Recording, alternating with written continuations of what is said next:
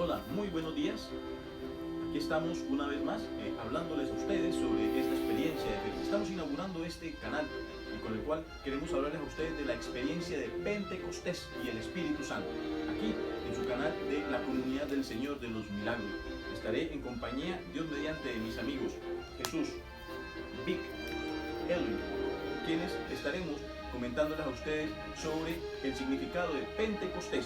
Estaremos hablándoles de una experiencia de fe de la Comunidad del Señor de los Milagros y por supuesto hablando un poco sobre nuestra iglesia y algunos de sus documentos que nos motivan a nosotros a seguir creciendo en esta experiencia de alabanza, bendición dentro de nuestra iglesia católica. Bienvenidos.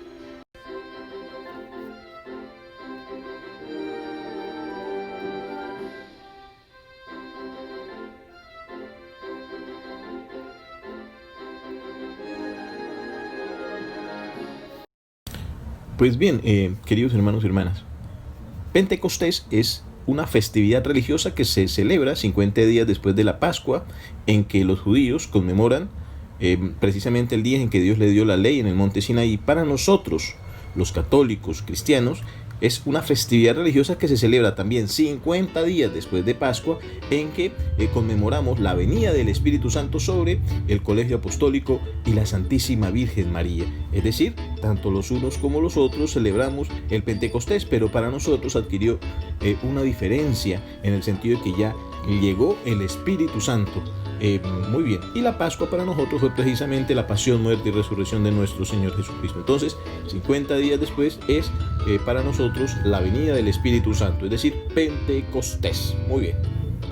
Pero ¿cómo fue esa experiencia de Pentecostés, de los apóstoles, de la Virgen María, de esas primeras comunidades de creyentes? ¿Cómo se dieron esos fenómenos? ¿Cómo fue ese suceso de ese Pentecostés cristiano, de esa primera oportunidad que viene el Espíritu Santo sobre el pueblo de Dios, sobre la Iglesia Católica recién fundamentada en la cabeza de Pedro? Pues muy bien, es decir, es Jesucristo, pero había dejado a Pedro precisamente para que él fuera Petrus, piedra, quien a partir de él siguiera creciendo ese Espíritu Santo. Pues muy bien, esa primera experiencia de fe fue bien interesante. Nos narra San Lucas de la siguiente manera. Dice que después de que nuestro Señor había fallecido, había sufrido la pasión, muerte y su resurrección, se les apareció a sus discípulos.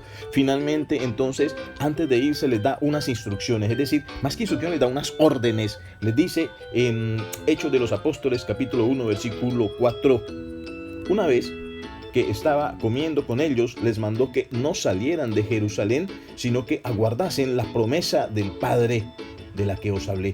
Es decir, les manda que no se vayan de Jerusalén, que se queden reunidos en oración como comunidad para esperar la promesa. Esa promesa del Padre, ¿cierto? De la que Él también ya les había hablado. Pues muy bien, ¿cuál es esa promesa? Esa promesa la encontramos en el Antiguo Testamento, en el libro de Joel, capítulo 2, versículo 28 y 29.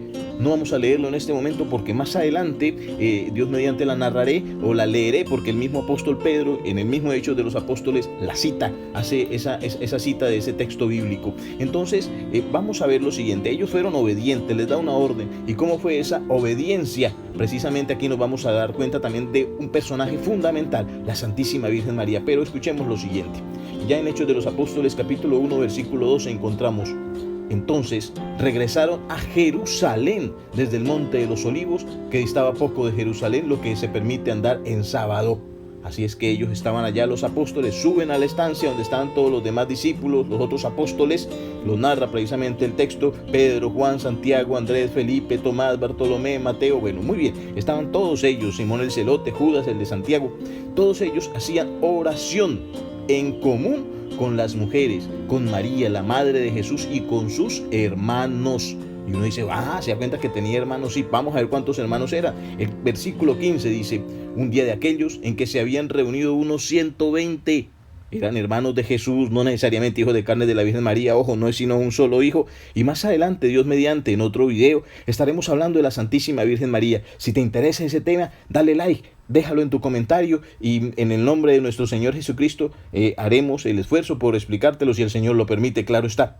Entonces dice así, que ellos hacían oración en común con María, la madre de Jesús, y con sus hermanos, y después se reunían alrededor de unos 120 hermanos Así estaban ellos preparándose para Pentecostés, primero en oración, en compañía de la Virgen María. Mire qué fundamento tan bonito. Hoy día, díganme ustedes cuál es la iglesia que sigue hablando con María, sigue en compañía de ella para seguir recibiendo ese Espíritu Santo. Muy bien, ustedes lo saben, la iglesia católica. ¿Cómo viene en ese momento entonces ahora ese Pentecostés? ¿Cómo viene ese Pentecostés?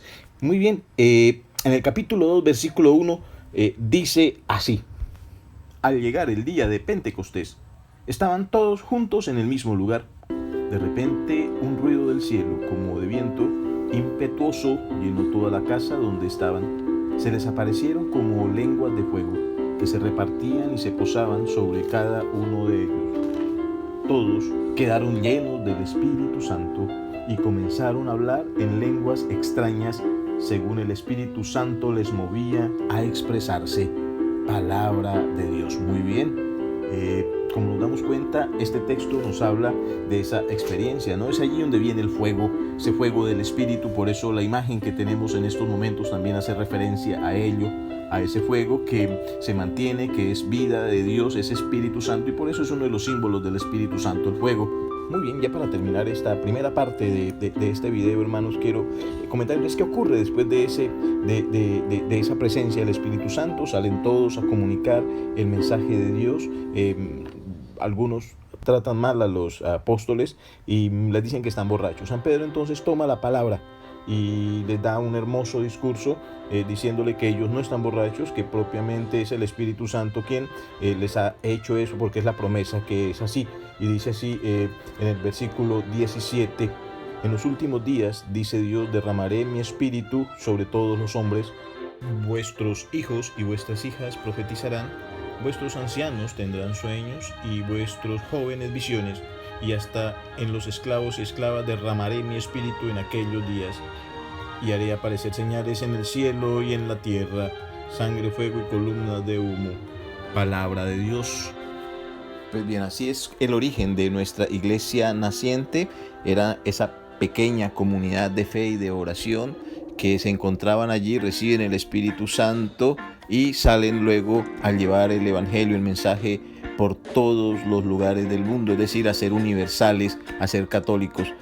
De aquí en adelante sigue nuestra iglesia creciendo a través de su historia, pero ese es el origen. Por eso para nosotros Pentecostés, conmemorarlo es esa fiesta de la venida del Espíritu sobre la iglesia del Señor, que hoy sigue vivo Jesucristo, sigue vivo el Espíritu Santo, ese Dios Padre sigue amándonos infinitamente y quiere que sigamos viendo crecer esas pequeñas comunidades de oración y vida.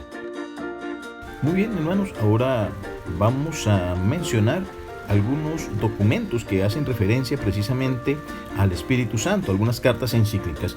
La primera de ellas es la encíclica denominada Spiritus Paraclitus del Papa Benedicto XV sobre la interpretación de la Sagrada Escritura.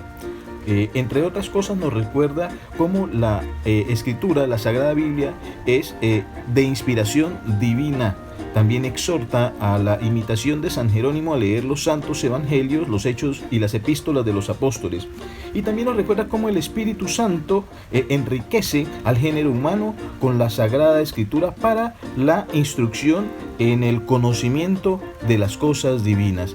Esa es una excelente herramienta, pero ya lo que quiero comentarles de este documento y es: estaremos Dios mediante cumpliendo 100 años, porque está elaborada en el 15 de septiembre de 1920. Bueno, si ves el video luego de esta fecha de septiembre, pues estará hace poco, habrá cumplido 100 años, y si no, si la escuchas antes del 15 de septiembre, pues estaremos a punto. ¡Qué fiesta, qué maravilla! Así es que felicitaciones, Spiritus Paraclitus, para toda la humanidad, para todo el mundo católico. La siguiente carta encíclica que tendremos en cuenta se denomina Divinum Illus Munus, sobre la presencia y virtud admirable del Espíritu Santo. Fue escrita por el Papa León XIII el 9 de mayo de 1897. En ella nos habla cómo el Espíritu Santo es quien perfecciona la obra de la evangelización. También nos habla de la relación del Espíritu Santo con nuestro Señor Jesucristo, con su iglesia, cómo ese Espíritu Santo se manifiesta en el Antiguo y en el Nuevo Testamento. También nos exhorta a conocerlo, a amarlo, a pedirlo. Y finalmente nos recomienda, nos recuerda la cooperación de la Santísima Virgen María, con cómo ella con su oración incrementó, nos atrajo esa llegada del Espíritu Santo en Pentecostés sobre nosotros, y por supuesto ese día allá sobre los apóstoles, porque ella estaba presente. El siguiente documento que vamos a mencionar es Dominum et Vivificantem, esta carta encíclica sobre el Espíritu Santo en la vida de la Iglesia y el mundo de San Juan Pablo II, del 18 de mayo de 1986. Nos habla precisamente de cómo el Espíritu Santo es dador de vida, es aquel en el que Dios uno y trino se comunica a los hombres, constituyendo en ellos la fuente de la vida eterna. También nos habla de la necesidad de la donación de nuestro Señor Jesucristo y su partida como condición indispensable para la venida del Espíritu Santo a nosotros, de la venida de ese envío y venida del Espíritu Santo para nosotros. Finalmente, tomando muchos artículos del Concilio Vaticano II, nos explica propiamente cómo estamos en la era de la Iglesia y cómo es el Espíritu Santo el impulsor de la Iglesia actualmente. Estamos en la era de la Iglesia, que es el Santo Espíritu de Dios el que nos impulsa ese mismo Espíritu de nuestro Señor Jesucristo. Tiene muchos más elementos que los invito a reflexionar para que lo miremos. Realmente es un documento importantísimo, valiosísimo y muy enriquecedor. Muy bien, ahora trataremos de dar alguna pequeña orientación sobre qué son esas comunidades de oración. Pues son esos espacios, esos escenarios donde varias personas nos encontramos para orar permanentemente, para evangelizarnos, para evangelizar, para vivir esa experiencia de un Dios que es amor, un Dios que también es caridad, un Dios que es comunitario, a la manera de esas primeras comunidades cristianas bajo el amparo de nuestro Señor Jesucristo, a la luz de los santos evangelios y en general de la palabra de Dios, de la Sagrada Biblia. Allí suplicamos la presencia del Espíritu Santo bajo las siguientes condiciones que nos parecen fundamentales y que las acabamos de ver precisamente en la primera parte del video. En obediencia a la Iglesia Católica. Hay que ser obedientes a nuestro sacerdote, a la doctrina de la Iglesia, al catecismo. Por eso hay que estar leyendo, formándonos en estos documentos eclesiales. Segundo, orando en comunidad. También lo vimos en esta primera parte. Es orando en comunidad como nosotros recibimos la fuerza, la gracia, ese poder del Espíritu Santo. Y tercero, en compañía de la Santísima Virgen María. Es así como nosotros suplicamos permanentemente esa presencia. Nos encontramos y oramos.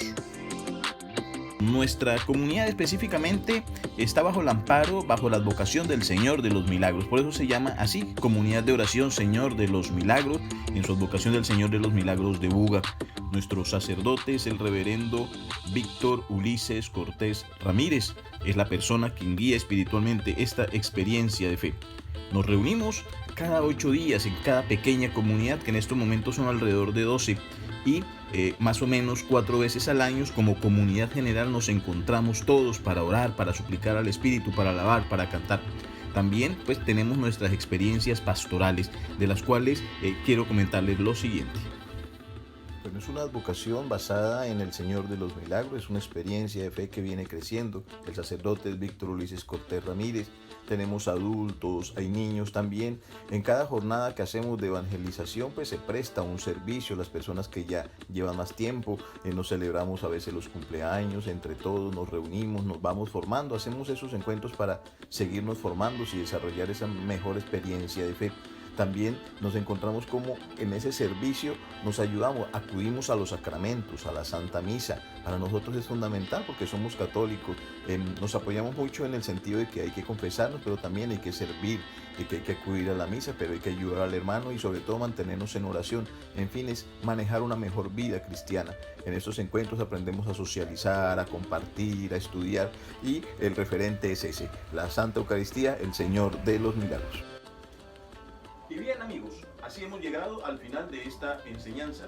Esperamos haya sido de su agrado y más adelante, Dios mediante, estaremos subiendo nuevos videos hablando sobre nuestra fe, sobre nuestra iglesia, sobre nuestra oración, sobre nuestro Señor Jesucristo. Es decir, todo lo que a usted le interesa conocer sobre nuestra fe, ese compartir vivo, esa iglesia que sigue viva, ese Espíritu Santo que está hoy cada día, ese fuego que cada día se siente con más ganas y con más fervor. Espero que puedan suscribirse, darle like y también dale clic a la campanita y estará recibiendo de primera mano nuestras enseñanzas. Muchas gracias, bendiciones, feliz jornada para todos. Muchas gracias. Chao, chao, amigos.